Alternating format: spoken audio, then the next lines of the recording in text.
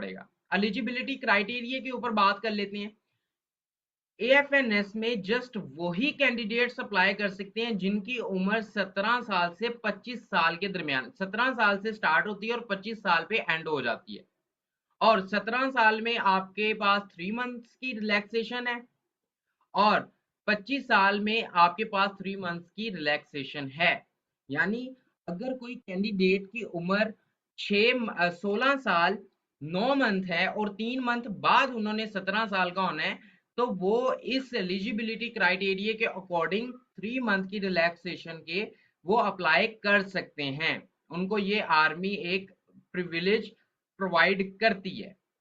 अगर आप किसी आर्मी पर्सोनल के बेटे हैं या आपका जो वालिद हैं या वालदा हैं, किसी किस्म की उन्होंने सर्विसेज दी हुई हैं आर्मी के अंदर या सर्व कर रहे हैं या कर चुके हैं, उनको 6 मंथ की रिलैक्सेशन दी जाती है।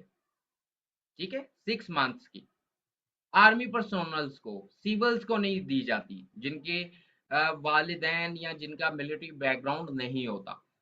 ऑन द अदर हैंड, अगर आपकी एज 25 साल हो गई है तो 25 साल के ऊपर आपको 3 मंथ्स दे दिए जाते हैं। कोई बात नहीं, अगर आप पूरे 25 साल के हो गए हैं बट आप 3 मंथ्स के अंदर अंदर आप अप्लाई कर सकते हैं। आपको 3 मंथ्स के ऊपर रिलैक्सेशन प्रोवाइड कर दी जाती है इजीली। उसके बाद आगे मैरिटल स्टेटस आप लोगों का देखा जाए, आप अनमैरिड होने चाहिए, आपकी आपकी शादी नहीं होनी चाहिए। अब इसमें एक क्वेश्चन आता है लड़कियों का, सर हमारा निकाह हो गया है बट अभी रुखसती नहीं हुई। तो निकाह दो तरह के कंसेप्ट होते हैं। एक होता है जबानी निकाह। ठीक है, जबानी हमने कारी साहब को बुलाया और उन्होंने कहा आप निकाह पढ़ा दें, उन्होंने पढ़ा दिया, निकाह हो गया। एक होता है रजिस्टर्ड, रजिस्टर्ड निकाह। अगर आप लोगों का निकाह जो है रजिस्टर्ड है, ठीक है, किसी भी यूसी में रजिस्टर्ड है, यूनियन काउंसिल में रजिस्टर्ड है, तो अप्लाई नहीं कर सकती आप। अगर आपका निकाह ज़बानी हुआ है, रजिस्टर्ड नहीं हुआ, यानी किसी यूनियन काउंसिल में वो रजिस्टर्ड नहीं है, तो आप उस चीज़ को छुपा के कह सकती हैं कि मेरा निकाह नहीं हुआ।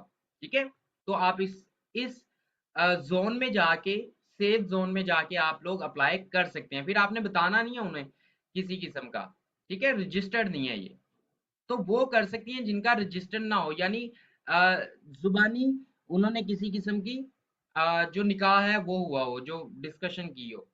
उसके बाद जेंडर के ऊपर बात करें तो इस वैकेंसी के अंदर जस्ट वो ही लोग अप्लाई कर सकते हैं जो फीमेल्स हैं। इसमें मेल कैंडिडेट्स बिल्कुल अप्लाई नहीं कर सकते। तो मेल्स अगर सोच रहे हैं कि हम एएफएनएस की वैकेंसीज में अप्लाई कर देंगे, तो वो बिल्कुल भी एलिजिबल नहीं है इनके क्राइटेरिया के अकॉर्डिंग। उसके बाद फीमेल्स की हाइट देखी जाए, एएफएनएस के लिए जो रिक्वायर्ड होती है वो मिनिमम हाइट जो होती है, जहां से स्टार्ट होती है, जो प्रीलिमिनरी रिक्वायरमेंट है, ये लाजमी होनी चाहिए, वो है 5 फीट आप लोगों की। 5 फीट तो मस्ट है आप लोगों की हाइट होना। अगर इसी हाइट को मैं सेंटीमीटर में देखूं, वो बनती है 152.4 सेंटीमीटर, सेंटीमीटर के अंदर ना। इसमें अगर 1 सेंटीमीटर भी आपकी हाइट कम है, 2 सेंटीमीटर भी कम है, 3 सेंटीमीटर भी कम है, तो इस पे किसी किस्म का आपको रिलैक्सेशन या प्रिविलेज प्रोवाइड नहीं की जाएगी। ठीक है, अक्सर कैंडिडेट कहते हैं सर मेरी बस 2 इंच बस कम है, बस थोड़ी सी 2 इंच कम है। थोड़ी थोड़ी करके आप तो बहुत छोटे हो जाएंगे। फिर आहिस्ता आहिस्ता कोशिश करें कि आपको जो क्राइटेरिया दिया है उसमें थोड़ी का लफ्ज कभी ना आए, आप प्रॉपरली उसके ऊपर अप्लाई कर सकें। ऑन द अदर हैंड, जिन फीमेल्स की हाइट 5 फीट से कम है, तो वो ए में अप्लाई कर सकती हैं। ये एयरफोर्स की वैकेंसी होती है, इसे कहते हैं एरोनॉटिकल इंजीनियरिंग। इंशाल्लाह ताला वो भी इसी मंथ या अगले मंथ अनाउंस हो जाएंगी। उसमें आपकी 5 फीट से हाइट कम प्रोवाइड होती है, की जरूरत होती है उन्हें, तो वो उसमें अप्लाई कर सकती हैं। ऑन द अदर हैंड, आपके वेट की बात की जाए, वेट आपका as per body mass index होना चाहिए। बॉडी मास इंडेक्स BMI जिसे कहा जाता है, उसके अकॉर्डिंग होना चाहिए। और किस हाइट का कितना वेट होना चाहिए, वो इंशाल्लाह ताला आगे मैं एक चार्ट आपको शो करवाऊंगा, उस चार्ट की आप स्क्रीनशॉट भी ले सकते हैं और उसके अकॉर्डिंग अपना बॉडी मास चेक भी कर सकते हैं। कैसे अंडरवेट होते हैं और कैसे ओवरवेट होते हैं वो भी मैं डिस्कस करूंगा इंशाल्लाह ताला। अब क्वालिफिकेशंस के ऊपर बात कर लेते हैं कि आपकी तालीम क्या होनी चाहिए, कौन सी तालीम है जो आपको एलिजिबल करती है एएफएनएस के अंदर अप्लाई करने के लिए। सबसे पहले आप फीमेल्स होने चाहिए और आपने जो मैट्रिक है वो साइंस के साथ की होनी चाहिए। आपकी जो सी मैट्रिकुलेशन है वो साइंस के साथ होनी चाहिए और उसमें आपने 60% मार्क्स किए होने चाहिए। इसमें 1% मार्क्स भी आपका कम नहीं होना चाहिए। ठीक है, ये आपने चीज लाजमी याद रखनी है अपनी। 60% मार्क्स आपके पास होने चाहिए। उसके बाद आपने एफएससी भी की हो, बट एफएससी प्री मेडिकल में की हो, और एफएससी के अंदर आपके 50% मार्क्स होने चाहिए।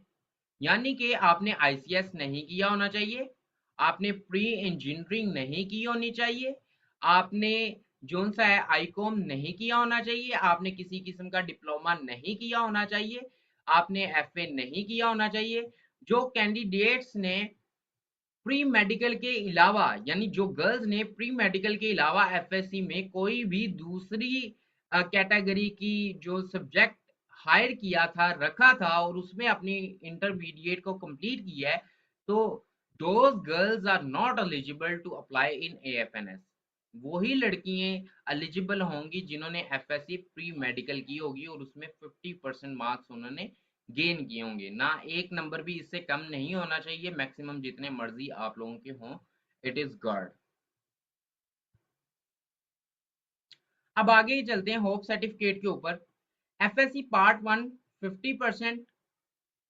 अब होप सर्टिफिकेट का भी एक कंसर्न होता है, एक टर्म होती है जो आर्मी, नेवी एंड एयरफोर्स आपको ये टर्म अप्लाई करने की और ऑन करने की एक एक तरह की आपके पास प्रिविलेज है जिसको आप ऑन कर सकते हैं। अब होप सर्टिफिकेट होता क्या है? होप सर्टिफिकेट का कंसेप्ट उन कैंडिडेट्स के लिए होता है जिन कैंडिडेट्स ने फर्स्ट ईयर की बुनियाद पे एएफएनएस में अप्लाई करना होता है।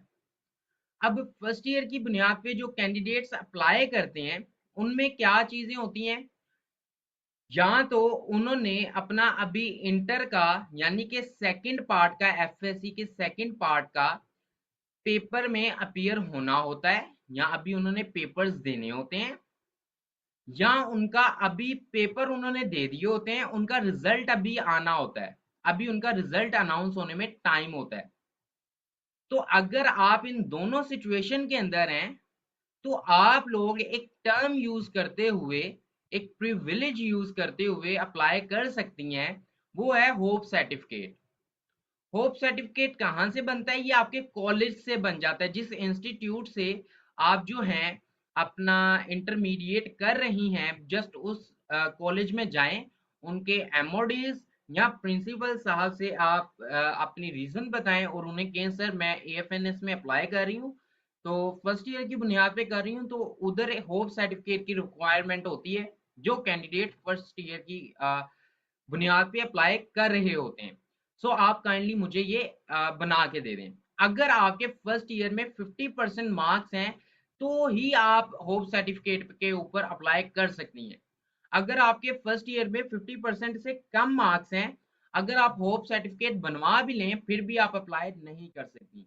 होप सर्टिफिकेट का ये एक सैंपल मैंने आपके सामने शो किया है जिसके ऊपर आपका नेम होता है, आपके प्रेजेंट जो उनसे फर्स्ट ईयर के मार्क्स होते हैं वो होते हैं, आपकी कंडीशन होती है क्लास के अंदर कैसी है, एक तरह का अहवाल होता है आपका मुकम्मल तौर पे, और आपके प्रिंसिपल का ये कॉन्फिडेंस आपके ऊपर होता है कि इंशाल्लाह ताला ये गर्ल जो सी है सेकंड ईयर में इंशाल्लाह ताला 50% से ज़्यादा मार्क्स को गेन करने की एलिजिबल है, आप इसे मौका दे दें, तो आप ये इजीली अप्लाई भी कर सकती हैं। और जब आप अपने सेंटर में जाएंगी तो ये जो सा परफॉर्मा होगा यानी कि होप सर्टिफिकेट होगा, ये अपने आपने अपने साथ लेके जाना है। मुश्किल नहीं होता, बहुत सिंपल होता है, बस जाके बताएं और वो आपको इजीली बना के प्रोवाइड कर देंगे।